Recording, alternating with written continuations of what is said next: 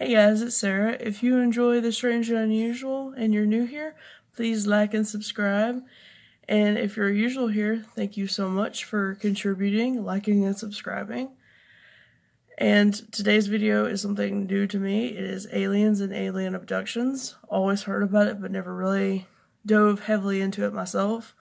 Enjoyed the research and enjoyed hearing things from y'all. Means a lot. And I'm just gonna dive on in. Thank y'all for tuning in, liking, and subscribing.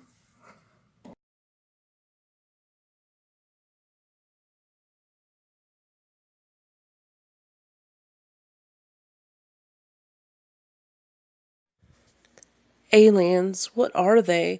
We see video games, movies, just the whole media aspect portray them. We hear stories and wonder in our minds whether or not it's true or not. We hear NASA discovering a new planet or hearing something in space and we wonder, is it something else? Is it an extraterrestrial? Could it be? Well, today I'm going to be discussing a few people who have possibly seen something, and also common traits of abductions and things that people possibly saw that were aliens or UFOs. Now, I hope you enjoy this, and also just keep an open mind throughout this whole video.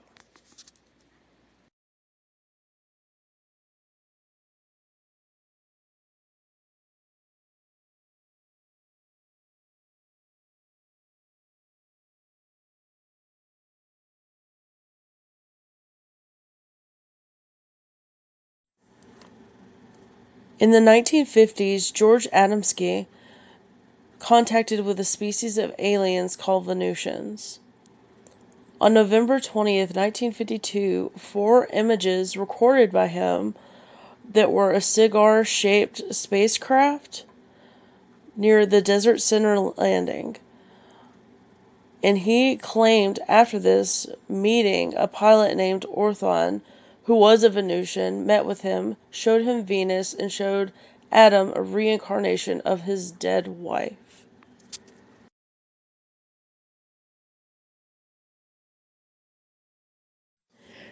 Manhattan, 1989. A woman named Linda Napoleano was in her bed and she was awoken by short beings telling her to hush as her husband was in the bed next to her, dead asleep. She was taken up in a spaceship seen by 2 officers under the FDR bridge. As she was taken up in the ship, they experimented on her and put a metal plate in her nose, which later was seen in an X-ray as shown now by her niece. Later on, she was abducted again and it was taken out. When seen by a doctor, the doctor examined it and saw that the metal plate was no longer there, but cartilage around it had grown as if something had been there.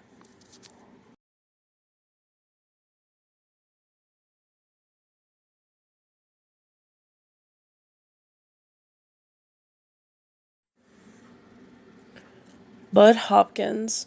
He was a painter and later became a UFO researcher. It didn't happen until 1964. He did not believe until he saw what was described as possibly a UFO. In 1975, he shared an experience with a friend. The friend claimed to see a spacecraft that was oval shaped with small figures grabbing soil samples. Sure enough, Hopkins and friend went to the site and saw 15 small 5-inch holes.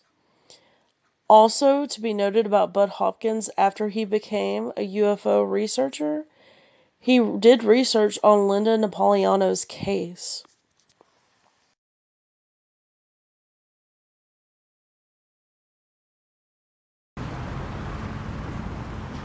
All of the polls suggest that a majority of the American people believe UFOs are physically real, rather than imaginary or hoaxes or whatnot.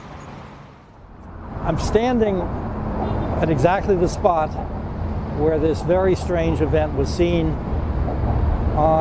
at 3 a.m. really on November 30th, 1989. A woman was driving from Brooklyn to New York, right down here in the outer lane. Her car engine died, the lights went out, and she looked over to this building the one in the distance with a little pointed roof.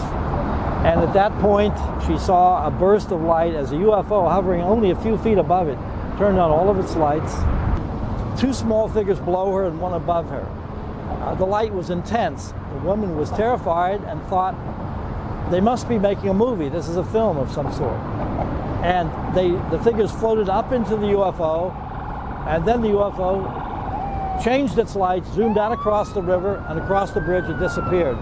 And the woman's car lights and engine started back up again. But this is the way it started for her that night.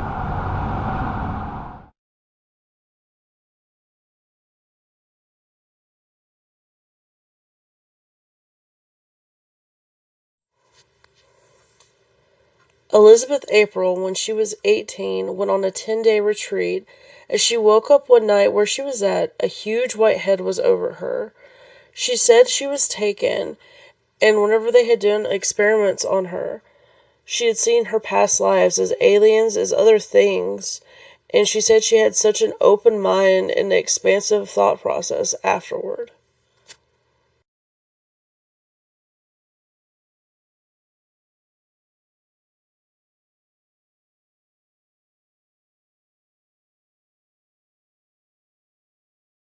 Taken out of my bed, and it was very vivid because I remember, like, I only had one sock on. Like, it's kind of funny, but I only had one pink sock on, and I remember this because there was three of them. One of them was on my left leg, and then the other two were on my right and my left arm, and they were all pretty much dragging me out of this room, physically carrying me out of this room, and then they took me out into the hall of this meditation center, and then they shot me up to their ship. And next thing I remember, I was sitting in one of their like metal chairs, and there was about 6 to 7 of them in front of me, and one of them off to the side, off to my right, and I kind of understood that one as like the doctor. Okay. And I was very freaked out. So the species who abducted me are called the tall whites. Okay. Well, I mean, they're extremely tall, so I would say like, 8.5 feet tall, very skinny, very lanky, and extremely white, just like my shirt. And some of them have like dangly, like, pockets of hair, which is kind of funny, and then, and it's white hair, and then they have like tiny little beady red eyes.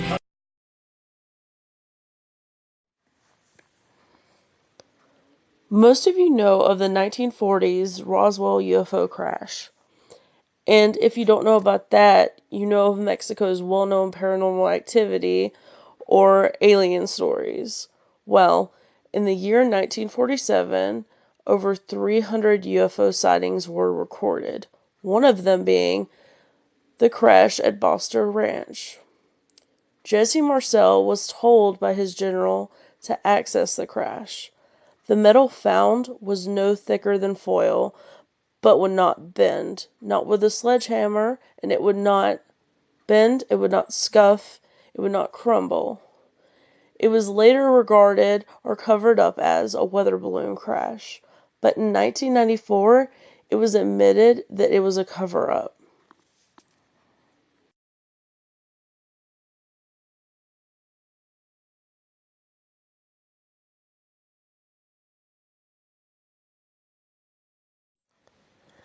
Typically, when people think of aliens, they think of Little Green Men, or they think of Alien versus Predator, or War of the Worlds.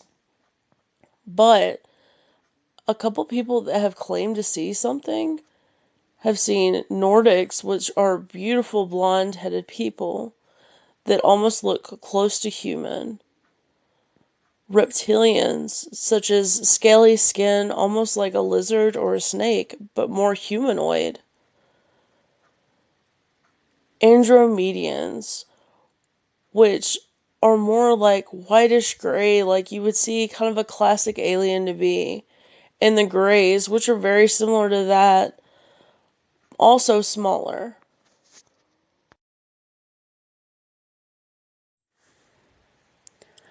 Common traits of abduction victims go from sleep paralysis or hallucinations when waking up, recalling false memories, hearing false sounds, and recalling false conversations. People with vivid imagery.